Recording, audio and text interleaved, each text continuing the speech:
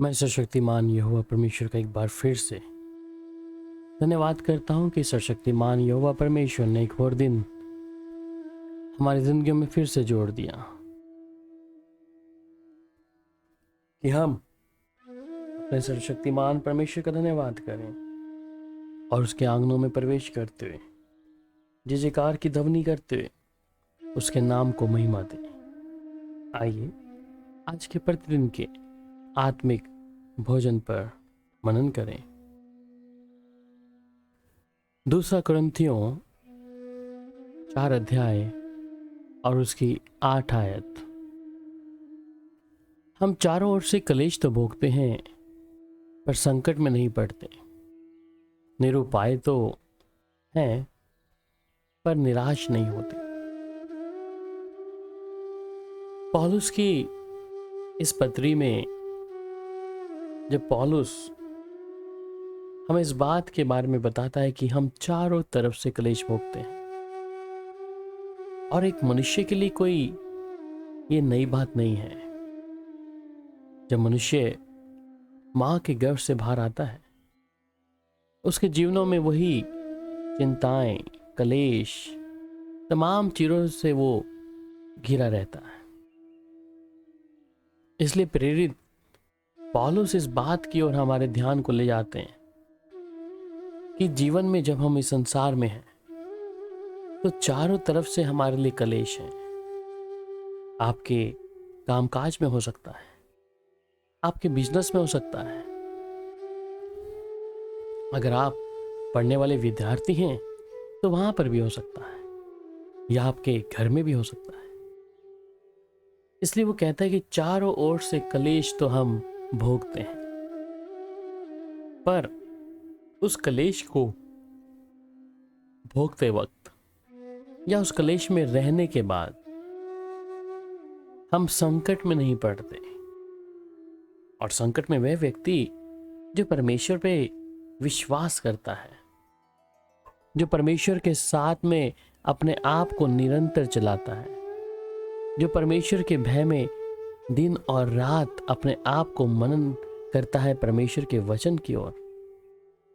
इसलिए वो कहता है कि हमारी जीवन में कलेश तो हैं, चाहे चारों तरफ से हैं, पर हम संकट में नहीं पड़ते हैं। हम निरुपाय तो होते हैं कि अब हम क्या करेंगे। हमारे पास कुछ भी उस समस्याओं से निकलने के विषय में हम लोग अपने आप को सोचते हैं कि अब इस संकट से, इस कलेश से मुझे राहत कैसे मिलेगी।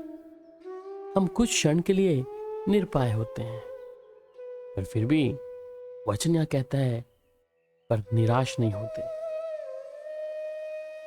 हम निराश इसलिए नहीं होते क्योंकि जब हमने अपने जीवन को सर्वशक्तिमान परमेश्वर के हाथों में सौंपा है, और वही परमेश्वर जो हमारी सुधि रखता है, वही जीवन का रक्षक है। इसलिए जब वो परमेश्वर हमारे साथ में है तो वचन इस बात के बारे में भी कहता है कि कौन हमको मसीह के प्रेम से अलग करेगा, या कलेश, या संकट, या उपद्रव, या अकाल, या नंगाई, या जोखिम, या तलवार। ध्यान दे कि चारों तरफ से बेशक विपत्तियां, कलेश आपके लिए तैयार हों, पर परमेश्वर के प्रेम से मुझे और आपको कोई भी जन अलग नहीं कर सकता। इसलिए भजनकार कहता है कि मेरे द्रोही दिन भर मुझे निगलना चाहते हैं, क्योंकि जो लोग अभिमान करके मुझसे लड़ते हैं वे बहुत हैं।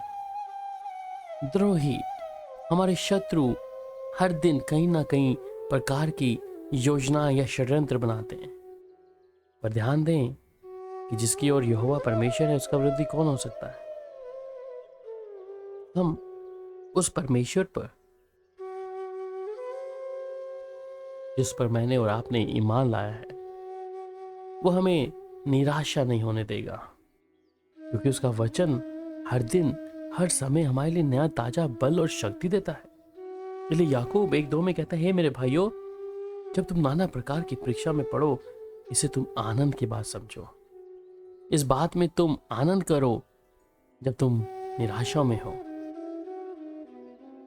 इसलिए कि मैं मसीह के लिए निर्बलता और निंदाओं में और दरिद्रता में और उपद्रवों और संकट में मैं प्रसन्न हूं, क्योंकि जब मैं निर्बल होता हूं तभी मैं बलवंत होता हूं।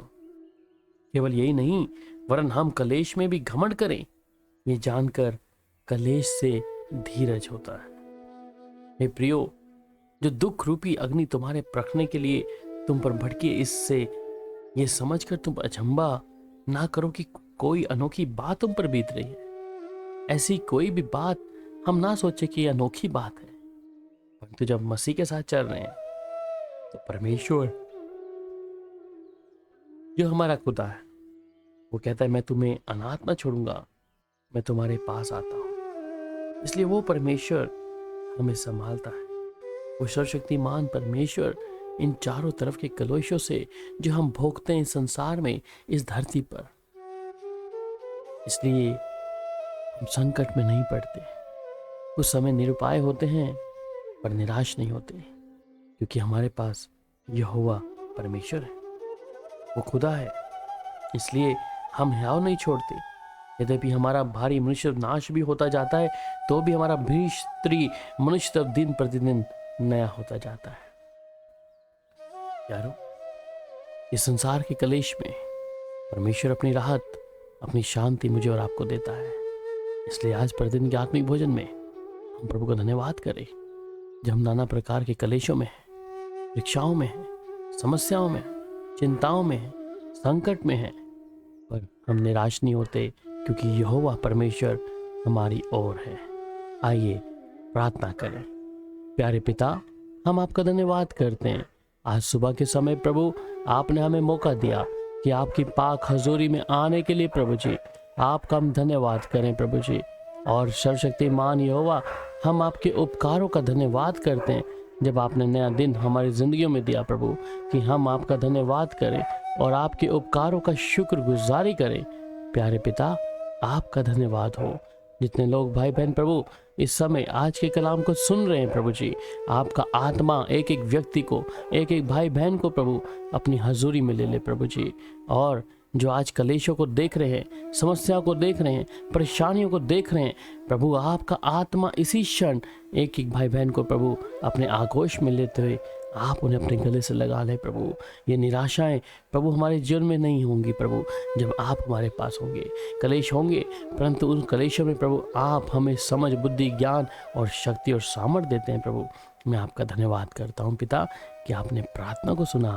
प्रभु यीशु मसीह के मधुर नाम में आमीन। अब प्रभु यीशु मसीह की शांति आप सबके साथ हो। शालोम।